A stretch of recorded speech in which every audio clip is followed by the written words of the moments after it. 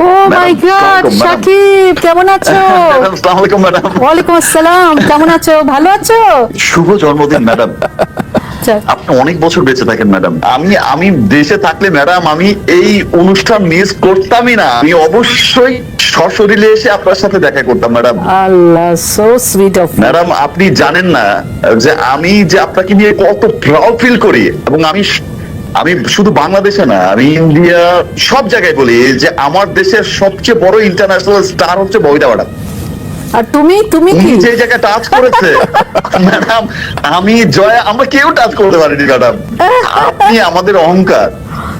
তোমাকে আমি ভীষণ আপনাকে পছন্দ নিয়ে করি। অনেক প্রাউড ফিল করি ম্যাডাম। আমি সব জায়গায় বলি আমি সাকিব আপনাকে খান, এত সাকিব পছন্দ খান। করি ম্যাডাম, আমি এটা আপনাকে বলে বোঝাতে পারবো না। তুমি তো আমি অনেক খুব ভালো proud করেছো করি। এই যে এতটি proud feel বছর করি। আমি ধরে। এই যে লাস্ট বরবাদ যখন করতে গিয়েছিলাম বম্বেতে, হ্যাঁ, তখন আমি বলেছি